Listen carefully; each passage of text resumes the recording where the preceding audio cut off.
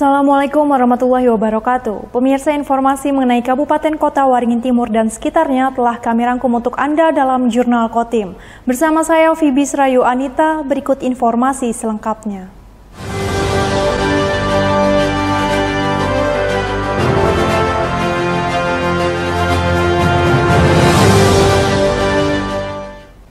Badan Narkotika Kabupaten Kota Waringin Timur secara mendadak akan melakukan tes urin ke sekolah-sekolah. Tes urin dilakukan untuk mengantisipasi terjadinya penyalahgunaan narkoba, khususnya di kalangan pelajar. Dari sekian banyak kasus penyalahgunaan narkoba yang ditangani aparat kepolisian di Kota Waringin Timur, tidak sedikit di antaranya melibatkan anak di bawah umur termasuk pelajar. Padahal sebagai generasi penerus, pelajar seharusnya bersih dan terbebas dari penyalahgunaan narkoba, sebab mengkonsumsi narkoba dapat merusak saraf dan sistem kerja otak.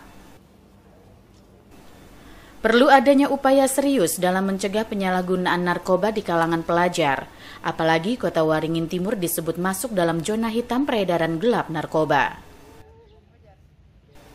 Karenanya, Badan Narkotika Kabupaten atau BNK Kota Waringin Timur dalam waktu dekat akan mengadakan tes urin secara mendadak ke sekolah-sekolah. Tes urin dilakukan sebagai upaya antisipasi terjadinya penyalahgunaan narkoba di kalangan pelajar. Wakil Bupati Kota Waringin Timur Irawati yang juga merupakan Ketua BNK setempat menyebut tes urin akan dilakukan di 2 sekolah menengah atas dan kejuruan yang terindikasi adanya kenakalan remaja di sekolah tersebut. Saya selaku Ketua BNK Kabupaten Kota Waringin Timur itu sudah menjadwalkan untuk pemeriksaan tes urin pada 2 sekolahan. Dan indikasinya nanti kami sampaikan seperti apa sekolah itu, karena kita sudah mempunyai gambaran sekolah si A dan si B yang memang harus dilakukan tes urin karena banyaknya kenakalan remaja di sekolah itu dan ada permintaan dari pihak guru di sekolah itu.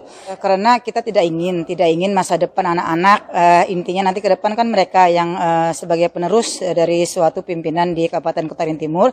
Jadi kita sedini mungkin untuk bisa menghindari adanya narkoba masuk atau merana ke anak-anak pelajar. Jadi kita ingin anak-anak pelajar itu adalah anak-anak yang bebas narkoba. Jadi jangan sampai, kita cuma mengindikasi aja, jadi jangan sampai nanti hasil tes pemeriksaan ada yang terindikasi positif narkoba. Dengan terbebasnya pelajar dari penyalahgunaan narkoba, diharapkan mereka dapat menjadi generasi penerus yang berkualitas, yang nantinya akan menyambung estafet pembangunan di Kabupaten Kota Waringin Timur. Masud Badarudin, Hayat TV. Untuk kedua kalinya, Dinas Pemadam Kebakaran dan Penyelamatan Kabupaten Kota Waringin Timur menggelar pendidikan dan pelatihan pemadam 1. Diikuti oleh 44 personel, diklat gelombang kedua ini menuntaskan seluruh personel dalam memperoleh sertifikat pemadam 1. Diklat Pemadam 1 bagi aparatur pemadam kebakaran dan penyelamatan Kabupaten Kota Waringin Timur dimulai pada Selasa 14 Maret. Diklat ini merupakan yang kedua dilaksanakan di Kabupaten Kota Waringin Timur. Sebelumnya dilaksanakan pada Desember tahun 2022 lalu. Sejauh ini di Kalimantan Tengah hanya Kota Waringin Timur yang secara mandiri telah melaksanakan Diklat Pemadam 1. Kementerian Dalam Negeri terus mendorong daerah untuk bisa secara mandiri dalam melaksanakan Diklat Pemadam 1. Tujuannya adalah untuk meningkatkan kapasitas aparatur damkar agar pelayanan minimal dapat terpenuhi.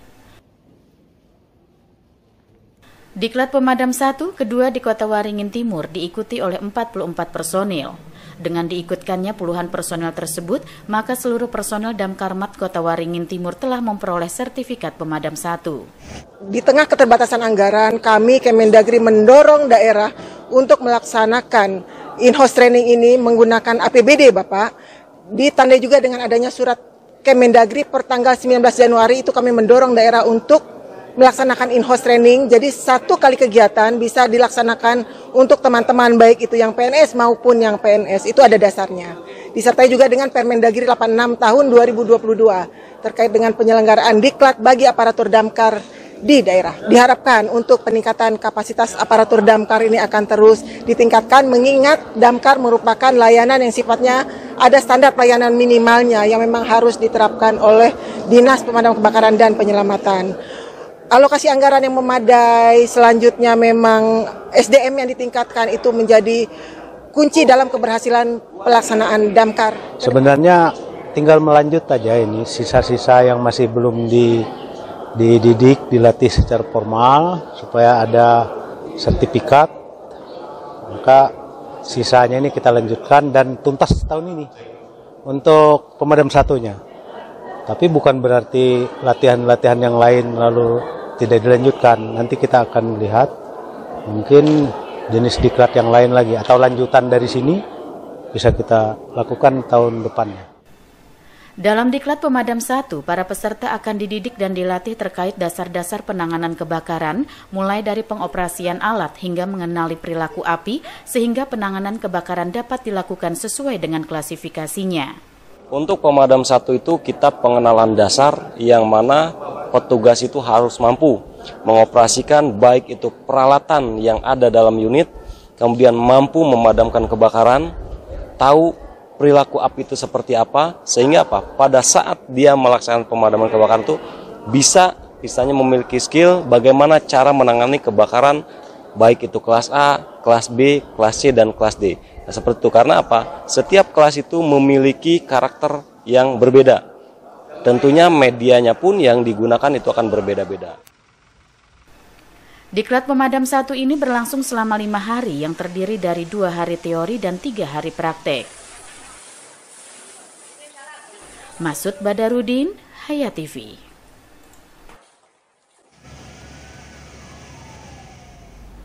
Setelah menjabat sebagai Komandan Korem 102 Panju Panjung, untuk pertama kalinya Brigadir Jenderal TNI Bayu Permana lakukan kunjungan kerja ke Kodim 1015 Sampit. Kunjungan kerja ini dilakukan sekaligus menjalin silaturahmi dengan jajaran Kodim 1015 Sampit. Kunjungan kerja Danrem 102 Panju Panjung Brigjen TNI Bayu Permana beserta Ketua Persid ke Kodim 1015 Sampit dilakukan pada Selasa 14 Maret. Kehadirannya disambut oleh Dandim 1015 Sampit, Letkol Infantri Abdul Hamid serta Ketua Persid setempat. Sebelum memasuki halaman Kodim 1015 Sampit, Brigjen Bayu terlebih dulu disambut dengan upacara adat potong pantan yang dipandu tokoh adat setempat, disusul dengan tarian selamat datang khas suku Dayak. Kunjungan kerja oleh Brigjen TNI Bayu Permana ke Kodim Sampit merupakan yang pertama setelah ia menjabat sebagai Komandan Korem 102 Panju Panjung sejak Februari 2023 kemarin. Kunjungan kerja ini dilakukan untuk bisa bersilaturahmi dan bertatap muka langsung dengan jajaran Kodim 1015 Sampit, serta membahas berbagai permasalahan di tingkat Kodim untuk bisa dicarikan solusi dari permasalahan yang ada. Brigjen Bayu juga menitip berbagai pesan kepada para prajurit Kodim 1015 Sampit, terutama dalam menjalankan tugas ke depan sebagai prajurit TNI, termasuk juga untuk tetap menjaga netralitas dalam menghadapi pemilu 2024 mendatang. Ya, ini kunjungan kerja saya di beberapa kodim di jajaran Korem 102 Panju Panjung. Saya ingin melihat langsung dan bertatap muka dengan anggota di Kodim Sampit ini. Kemudian kita mencari masukan-masukan persoalan-persoalan yang ada di Kodim untuk kita bahas dan kita selesaikan. Banyak pesan-pesan saya pada seluruh prajurit, baik itu dalam rumah tangga, dalam menghadapi tugas-tugas ke depan, ya, masalah narkoba, masalah banjir, kahutlah yang kedepannya akan kita tangani. Nah, saya juga menyampaikan dalam tahun politik ini kita harus netral, ya. Silakan memilih ibu-ibunya saja dengan hati nurani dalam pemilihan. Kunjungan kerja oleh Danrem 102 Panju Panjung tidak hanya dilakukan ke Kodim 1015 Sampit, namun juga dilakukan ke beberapa kodim yang ada di wilayah Kalimantan Tengah.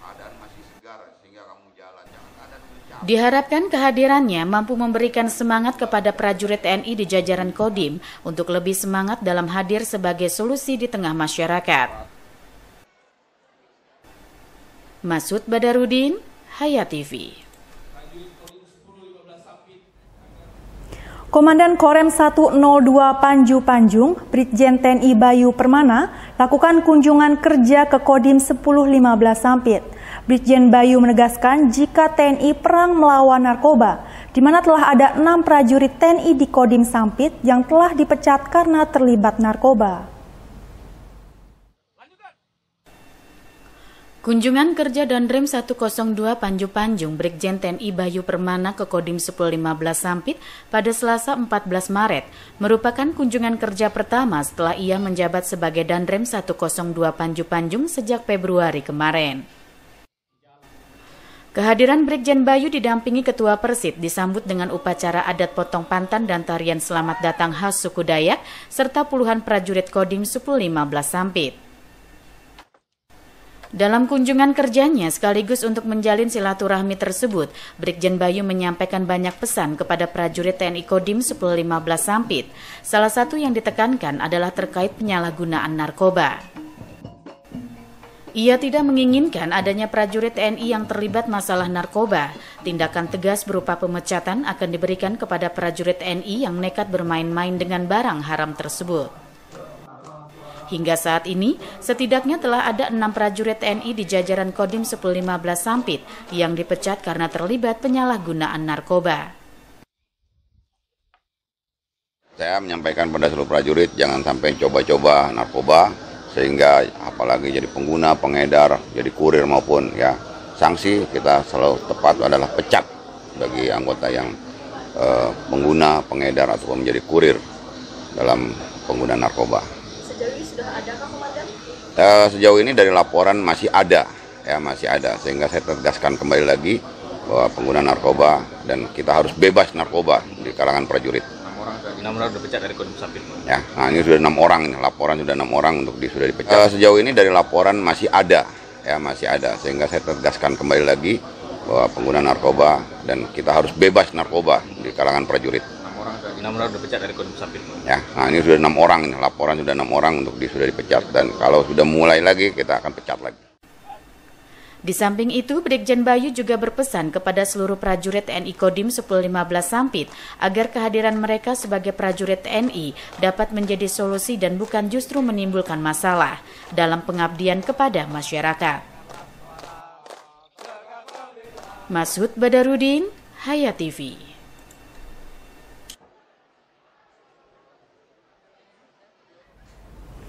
Pemirsa, BMKG mengeluarkan peringatan dini potensi cuaca ekstrim sepekan ke depan. BMKG juga memperingatkan agar tetap waspada terhadap dampak yang ditimbulkan, seperti banjir, tanah longsor, banjir bandang, genangan, angin kencang, pohon tumbang, dan jalan licin.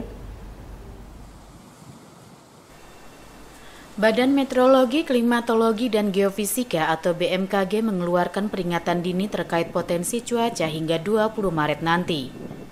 Dalam prospek cuaca seminggu ke depan periode 14 hingga 20 Maret 2023, BMKG mendeteksi aktivitas gelombang atmosfer Rossby ekuator diperkirakan aktif di sebagian besar Sumatera bagian tengah dan utara serta Kepulauan Riau, sehingga mendukung potensi pertumbuhan awan hujan di sebagian wilayah Indonesia.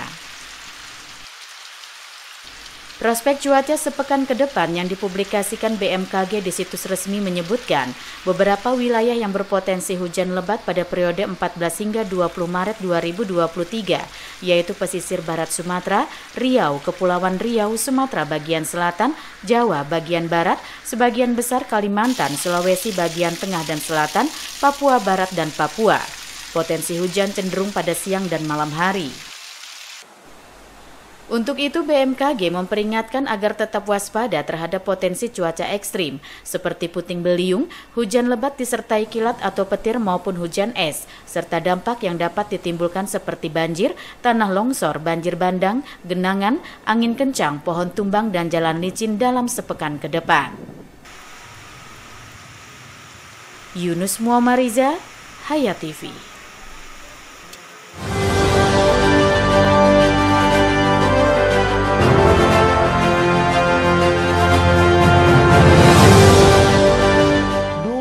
TV TV di rumah Inyong cuma jadi pajangan. Lah kepriben punya TV gambarnya nggak bisa ditonton. Beruat sampai ganti TV, ganti kabel, ganti antena, pindah tempat. Tetap baik, beruat. Maring sekarang, sejak Inyong pakai TV digital, di rumah Inyong jadi rame terus. Gambar TV nggak semutan, suara jernih, celing. Pasangnya gampang, nggak pakai ribet. Ayo pakai TV digital aja, kelalen. Pasti celing.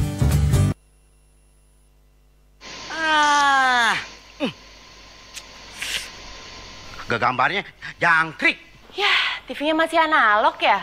Ganti dong ke digital. Digital? Ya, digital. Tinggal install set-top box, gambar tajam, channel banyak, tanpa iuran bulanan. Hey, gimana? Bagus kan? Gambarnya jangkrik. Hah? Sambut era digital dan nikmati kesempurnaan gambarnya. Yuk nonton siaran televisi digital. Bagaimana ya cara menangkap siaran televisi digital? Pertama, pastikan di daerah Anda sudah ada sinyal siaran televisi digital. Kedua, gunakan antena UHF di dalam atau di luar rumah Anda. Ketiga, pastikan televisi Anda sudah dilengkapi penerima siaran digital DVB T2. DVB T2 merupakan jenis sinyal yang digunakan Indonesia dalam penyiaran televisi digital. Keempat, pilih auto scan, lalu pindai televisi Anda. Bagaimana jika televisi Anda masih analog? Pasangkan set-top box, televisi Anda otomatis menangkap siaran digital. Bersih gambarnya, jernih suaranya, canggih teknologinya.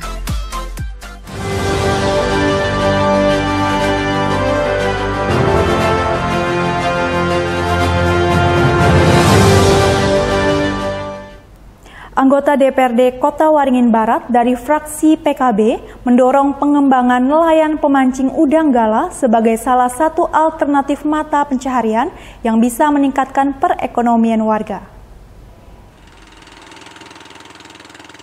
Untuk meningkatkan dan mengembangkan perekonomian masyarakat di Kota Waringin Barat, Kalimantan Tengah, program penggerak ekonomi kreatif berbasis UMKM terus digalakan. Anggota DPRD Kota Waringin Barat dari fraksi PKB Musawer mendorong pengembangan usaha kecil mikro menengah atau UMKM kepada warga nelayan, khususnya pemancing udang galah yang ada di Desa Sungai Kapitan, Kecamatan Kumai. Baru-baru ini untuk menarik minat warga berusaha dan bekerja sebagai nelayan, salah satu kelompok nelayan yang ada di Desa Sungai Kapitan menggelar lomba memancing udang galah. Kegiatan ini bertempat di Sungai Sekonyer, Kecamatan Kumai yang diikuti oleh puluhan peserta penggemar memancing udang galah yang ada di Kota Waringin Barat, terutama pemancing udang galah yang ada di Kecamatan Kumai. Salah satu anggota DPRD Kota Waringin Barat fraksi PKB yang hadir pada saat pembagian hadiah untuk pemenang lomba memancing udang galah, Musawer mengatakan beberapa tahun ini dari fraksi PKB telah memberikan bantuan, di antaranya berupa perahu dan mesin kelotok serta alat tangkap ikan lainnya yang diperlukan oleh nelayan. Pemberian ini bertujuan agar nelayan di Desa Sungai Kapitan mempunyai penghasilan tambahan. Untuk bantuan, dorongan dari kami, anggota DPRD Kota Waringin Barat, terutama kami dari fraksi PKB, itu mendorong penuh untuk usaha menengah ke bawah, khususnya nelayan, dan lebih khusus nelayan yang mancing, usahanya mancing udang galah di Sungai Sekonyer dan sekitarnya. Jadi kami sudah berapa tahun ini memberi bantuan lewat pemerintah, usulan dari kami ke pemerintah daerah agar dibantu. Alhamdulillah sudah 2 tahun ini berjalan, baik itu perahu maupun itu mesin-mesin yang diperlukan oleh nelayan. Tujuan kami agar mereka juga punya penghasilan tambahan, karena kalau kita lihat yang hobi memancing, yang sering usaha itu juga mereka juga ada yang dari guru honorer, ada yang kerja di perusahaan, yang gajinya UMK. Jadi mereka kalau hari Minggu mancing dan bisa dijual, menambah penghasilan mereka. Nah, makanya setelah kita cek seperti itu, kita dorong terus. Musawer berharap dengan adanya kegiatan lomba memancing udang galah, selain menarik minat warga untuk berusaha dan bekerja sebagai nelayan, juga untuk peningkatan ekonomi, khususnya nelayan pencari udang galah. Secara ekonomi, bekerja mencari udang galah mampu mendatangkan keuntungan, sehingga dapat meningkatkan perekonomian masyarakat sekitar. Anggota DPRD Kobar fraksi PKB ini juga mengingatkan kepada masyarakat Kota Waringin Barat, jangan menggunakan alat tangkap ikan atau udang galah yang dilarang oleh pemerintah. Jambri, SBTV. Sepekan menjelang bulan Ramadan, sejumlah harga kebutuhan pokok di Pangkalan Bun mengalami kenaikan signifikan, seperti cabai dan bawang serta beras. Menjelang bulan Ramadan tahun 2023 yang kurang sepekan ke depan, sejumlah kebutuhan pokok di pasar tradisional Kota Pangkalan Bun, Kabupaten Kota Waringin Barat mengalami kenaikan. Komoditas cabai rawit menjadi salah satu yang mengalami kenaikan signifikan, di mana untuk saat ini per kilogramnya dibanderol dengan harga Rp75.000, naik Rp15.000 dari harga sebelumnya Rp60.000. Demikian juga dengan komoditas lainnya yang mengalami kenaikan, di antaranya tomat, bawang merah, bawang putih, kentang, dan juga wortel. Misalnya tomat, dari harga sebelumnya hanya Rp6.000 per kilogram, sekarang naik menjadi Rp15.000 per kilogram. Bawang merah sebelumnya per kilogram Rp30.000, sekarang menjadi Rp45.000. Bawang putih dari Rp25.000, sekarang menjadi Rp35.000, sedangkan kentang dan wortel sebelumnya Rp17 hingga Rp18.000 per kilogram, sekarang Rp20.000 per kilogramnya. Akibat kenaikan harga, daya beli masyarakat pun menjadi berkurang. Dari yang biasanya beli 1 kilogram, saat ini hanya membeli setengah kilogram saja. Menurut sejumlah pedagang, naiknya harga sejumlah komoditas di pasar selain karena menjelang Ramadan, juga disebabkan persediaan atau stok tidak banyak. Kenaikan ya naik, bentar lagi para bulan puasa. Nah, lombok harga 75, ini bawang harga 40.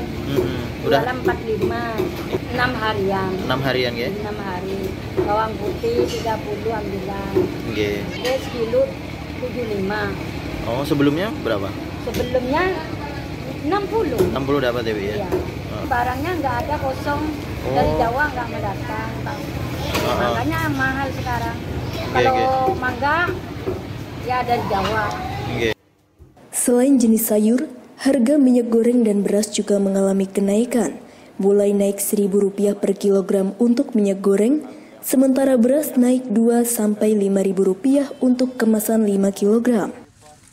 Kenaikan harga tersebut, menurut pedagang sudah berlangsung sekitar 2 minggu terakhir.